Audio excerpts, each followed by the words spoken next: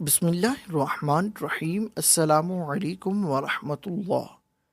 ایک نوجوان صحابی جسے لوگ معاذ کے نام سے جانتے تھے، ان کی شادی مدینہ منورہ میں ہوئی تھی۔ ایک دن شیطان نے انہیں پھسلایا، انہیں انصاری کی لونڈی پر مائل کر دیا اور راہ حق سے ہٹانے کی کوشش کی۔ معاذ شیطان کے جال میں پھنسا اور اس لونڈی کو تنہائی میں لے گیا۔ اب یہ دونوں تھے اور تیسرا ان میں شیطان تھا۔ وہ برائی کو ان دونوں کے لیے نہایت خوبصورت اور پرکشش بنا کر پیش کر رہا تھا۔ دونوں بہہ گئے اور جوانی کی طغیانی کا شکار ہو گئے۔ جب معاذ اپنے جرم سے فارغ ہوا تو شیطان نے اس کا ساتھ چھوڑ دیا۔ اب وہ پھوٹ پھوٹ کے رونے لگا اور اپنے نفس کا محاسبہ کرنے لگا۔ گناہ کی آگ اس کے دل کو جلانے لگی۔ وہ بے قرار ہو کر روحانی طبیب محمد مصطفیٰ صلی اللہ علیہ وآلہ وسلم کی خدمت میں آیا اور آپ صلی اللہ علیہ وآلہ وسلم کے سامنے کھڑا ہو گیا۔ احساس گناہ سے تڑپانے لگا، کہنے لگا، اے اللہ کے رسول صلی اللہ علیہ وآلہ وسلم، زنا ہو گیا ہے، مجھے پاک کر دیجیے۔ نبی کریم صلی اللہ علیہ وآلہ وسلم نے اس کی طرف سے منہ پھیر لیا۔ وہ دوسری جانب آ گیا، بولا، اے اللہ کے رسول صلی اللہ علیہ وآلہ وسلم، میں شیطان کے جانسے میں آ گیا، زنا کر بیٹھا، مجھے پاک کر دیجیے۔ نبی کریم صلی اللہ علیہ وآلہ وسلم نے فرمایا، تجھ پر افسوس ہے، واپس چلا جا اور اللہ تعالیٰ سے اپنے گناہ کی معافی مانگ اور توبہ کر لے۔ وہ تھوڑی دیر بعد پھر آ گیا۔ گناہ کی آگ نے اس کا آرام چھین لیا، وہ صبر نہ کر سکا۔ نبی کریم صلی اللہ علیہ وآلہ وسلم نے اس کے بارے میں حکم دیا کہ اسے یہاں سے نکال دو۔ اسے نکال دیا گیا۔ وہ چوتھی مرتبہ پھر آیا۔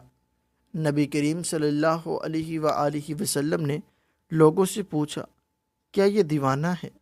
لوگوں نے کہا، اللہ کے رسول، ہم نے اس میں ایسا کوئی مرض نہیں پایا۔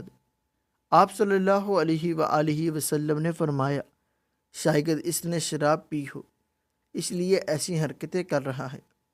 ایک آدمی کھڑا ہوا، اس نے معاذ کا منہ سونگھا، اس سے شراب کی بو محسوس نہیں ہوئی۔ نبی کریم صلی اللہ علیہ وآلہ وسلم نے پوچھا، تجھے پتہ ہے زنا کسے کہتے ہیں؟ اس نے کہا، جی ہاں، میں ایک عورت کے ساتھ اسی طرح حرام کا ارتکاب کر بیٹھا ہوں جیسے ایک آدمی حلال طریقے سے اپنی بیوی کے پاس آتا ہے۔ آپ صلی اللہ علیہ وآلہ وسلم نے پوچھا، اب اس بات سے تمہارا کیا مطلب ہے؟ اس نے کہا، مجھے پاک کر دیجیے۔ نبی کریم صلی اللہ علیہ وآلہ وسلم مکمل تفتیش کرائی، جرم ثابت ہونے پر حد جاری فرمائی۔ آپ صلی اللہ علیہ وآلہ وسلم نے حکم دیا اور اسے سنسار کر دیا گیا۔ جب اس کی نماز جنازہ پڑھی گئی اور اسے دفن کر دیا گیا تو نبی کریم صلی اللہ علیہ وآلہ وسلم دو آدمیوں کے پاس سے گزرے۔ وہ آپس میں باتیں کر رہے تھے کہ دیکھو، اس آدمی پر اللہ نے پردہ ڈالا تھا، لیکن اس نے اپنے آپ کو خود ہی ہلاکت میں ڈال لیا، حتیٰ کہ اسے پتھر مار مار کر یوں ہلاک کر دیا گیا جیسے کتے مار دیے جاتے ہیں۔ نبی کریم صلی اللہ علیہ وآلہ وسلم خاموش ہو گئے، پھر تھوڑا آگے چلے۔ ایک مردہ گدھا پڑا ہوا تھا، اسے دھوپ نے جلا دیا تھا، وہ پھول گیا تھا۔ جب نبی کریم صلی اللہ علیہ وآلہ وسلم نے اس گدھے کو دیکھا تو پوچھا، فلاں فلاں آدمی کدھر ہیں؟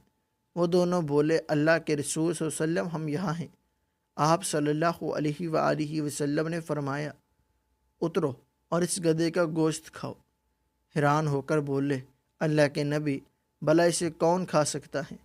آپ صلی اللہ علیہ وآلہ وسلم نے فرمایا، ابھی جو تم نے اپنے بھائی کی عزت پامال کر رہے تھے، وہ اس گدھے کو کھانے سے بھی زیادہ بدتر ہے۔ معاذ نے ایسی سچی توبہ کی ہے، اگر یہ امت کے مابین تقسیم کر دی جائے تو انہیں کافی ہو جائے گی۔ مجھے ذات کی قسم جس کے ہاتھوں میں میری جان ہے، وہ اس وقت جنت کی نہروں میں غوطے لگا رہا ہے۔ خوشخبری ہے معاذ بن مالک کے لیے، وہ جوانی کی بھول کا شکار ہوا اور اپنے رب کے درمیان پڑے ہوئے پردے کو پامال کر گیا۔ گناہ نے اسے جین چین سے بیٹھنے نہ دیا، تو اس نے ایسی توبہ کی کہ اگر امت کے درمیان تقسیم کر دی جائے تو تمام لوگوں کے گناہوں کی معافی کا ذریعہ بن جاتی ہے۔ احباب فکر دانش، اس بات کا حوالہ بہت ساری احادیث کی کتب میں موجود ہے، اور آپ کے سامنے حوالہ موجود ہے، آپ